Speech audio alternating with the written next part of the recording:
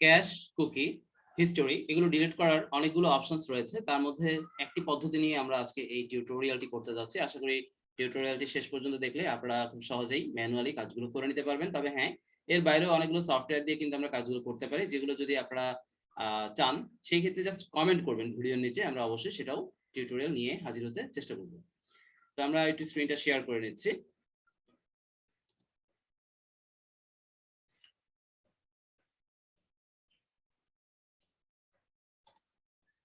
ওকে, আমরা প্রথমত যেটা করব, আমাদের কিবোর্ড থেকে আমরা সরাসরি মেইন ডেস্কটপে চলে যাই।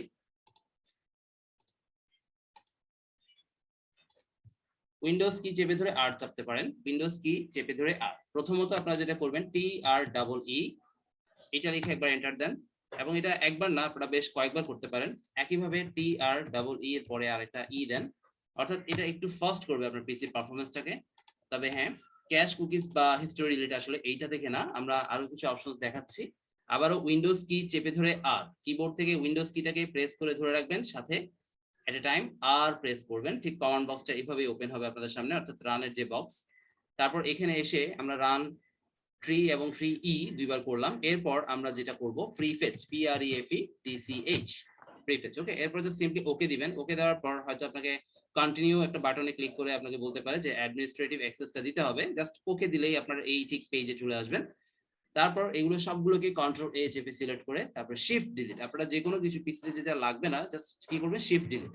আর শিফট ডিলিট দেওয়ার সময় কিন্তু খুব সাবধান, কারণ এই ক্ষেত্রে আপনার যদি কোনো ইম্পর্টেন্ট ফাইল আপনি ডিলিট করেন, তাহলে কিন্তু আপনাকে রিকভারি সফটওয়্যার ইউজ করে সেই ডেটা ব্যাক আনতে হবে, এবং এই ক্ষেত্রে কিছু সতর্কতা আসলে অবলম্বন করতে হয়, যেগুলো আমরা নেক্সট আরেকটা টিউটোরিয়াল তৈরি করে সেখানে দেখিয়ে দিব। এবং আপনারা এই টিউটোরিয়ালটি যখন আমাদের চ্যানেলে দেখবেন, সেই একই টিউটোরিয়ালটিও কিন্তু আমাদের চ্যানেলে আমরা পাবলিশ করে দিব। ওকে, জাস্ট দুই একটা ফাইল হয়তো রয়ে যাবে, অনেকের হয়তো আরো বেশি, সেই ক্ষেত্রে সিম্পলি আপনারা স্কিপ করে দিতে পারেন। এবং এর বাইরেও যদি মনে করেন যে এগুলো আপনারা ডিলিট করতে চান, তাহলে এই ক্ষেত্রে আপনাকে আরেকটা থার্ড পার্টি সফটওয়্যার ইউজ করতে হবে, unlocker.exe। এটা জাস্ট গুগল সার্চ করে আপনারা নামাতে পারেন, বাট এগুলো আসলে স্কিপ করে দেওয়াটাই ভালো। তো আমরা এখান থেকে এইটাতে টিক মার্ক দিয়ে দিচ্ছি, do this for all current items, তারপরে স্কিপ। এই ক্ষেত্রে আপনাকে বারবার স্কিপে ক্লিক করতে হবে না, এবং এখানে টিক বক্স না দিয়ে যদি স্কিপে ক্লিক করেন, এখানে যতগুলো ফাইল থাকবে ততবার স্কিপ করতে হবে। আর টিক মার্ক দিয়ে যদি করেন, একবারেই হয়ে যাবে। অনেক সময় একবারে না হলে আরেকবার করলেই হয়ে যায়, অর্থাৎ দুইবার। ওকে, তাহলে স্কিপ দিয়ে দিচ্ছি প্রিফেচ। এই ক্ষেত্রে আমার কিছু জাঙ্ক ফাইল কিন্তু রিমুভ হচ্ছে। এরপর আমরা এটাকে ক্লোজ করে দিতে পারি। এরপর সিম্পলি আবার আমরা একইভাবে উইন্ডোজ কি চেপে ধরে আর, ঠিক আছে, রানের বক্সটা আমরা আনবো। তারপর এখানে এবার লিখব TEMP এবং ওকে। এখানেও যদি আপনাকে কন্টিনিউ বলে দিবেন। তারপর সবগুলো সিলেক্ট করলাম, কন্ট্রোল চেপে, কন্ট্রোল প্লাস এ চেপে, এরপর শিফট প্লাস ডিলিট দিয়ে, যেহেতু এগুলো আমার দরকার নাই জাঙ্ক ফাইল, এগুলো আমরা সম্পূর্ণটা ডিলিট করে দিব। এখানেও মাঝে মাঝে একটা দুইটা রয়ে যেতে পারে, যদি রয়ে যায় সেগুলো স্কিপ করে দিতে পারেন, ঠিক আগের মতোই। তারপর আবার উইন্ডোজ কি প্লাস আর, এরপর আমরা দিব %TEMP, আবার %। ওকে, দিয়ে আবার সিম্পলি আমরা কিবোর্ড থেকে এন্টার প্রেস করব, এবং একইভাবে কন্ট্রোল এ দিয়ে সবগুলো সিলেক্ট করব, তারপর শিফট প্লাস ডিলিট চেপে সবগুলোকে আমরা ডিলিট করার কমান্ডটা দিয়ে দিব। এবং এখানে কিছু ফাইল রয়ে যাবে, এবং এখানে আমরা স্কিপ করে দিব।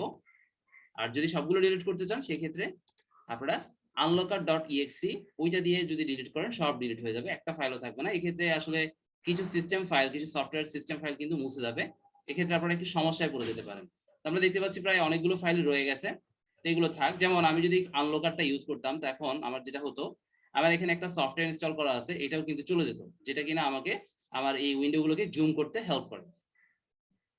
ঠিক আছে, এই যে আমি জুম করে দেখালাম। তো আমি যদি আনলকার দিয়ে এই কাজটা করতাম, সেই ক্ষেত্রে কি হতো, এই ফাইলটা কিন্তু রিমুভ হয়ে যেত, এটা আমাকে আবার সেটআপ করতে হতো। এই জন্য আমরা চেষ্টা করব unlocker.exe-টা না ইউজ করতে। ওকে, তাহলে যাই হোক, আমরা তিনটা কাজ করলাম। এরপর আরেকটা কাজ আমরা এখানে করব, একই সেকশনে কমান্ড, আপনার উইন্ডোজ কি প্লাস আর, তারপর এখান থেকে আমরা লিখে দিব রিসেন্ট। এটা হচ্ছে আমাদের এই সেকশনের লাস্ট কাজ, রিসেন্ট। এরপর আমরা আরো গুরুত্বপূর্ণ 2টা থেকে 3টা অংশ আপনাদেরকে দেখাবো, বাট এগুলো কিন্তু আমি বারবার বলতেছি ম্যানুয়াল। এর বাইরেও আপনারা যদি রেজিস্ট্রি ক্লিনার, সিসি ক্লিনার এই ধরনের কিছু সফটওয়্যার ইউজ করে করেন, তাহলে আরো বেটার করতে পারবেন। সেগুলো নিয়েও আমরা টিউটোরিয়াল নিয়ে চলে আসবো শীঘ্রই। ওকে, তাহলে আমরা মোটামুটি কিছু প্রসেস কিন্তু শেষ করলাম। এরপর আমরা যেটা করব, আমাদের সার্চ যে ম্যাগনিফাইং গ্লাস, এটা কিন্তু উইন্ডোজ 10 এর ক্ষেত্রে ক্লিক করব।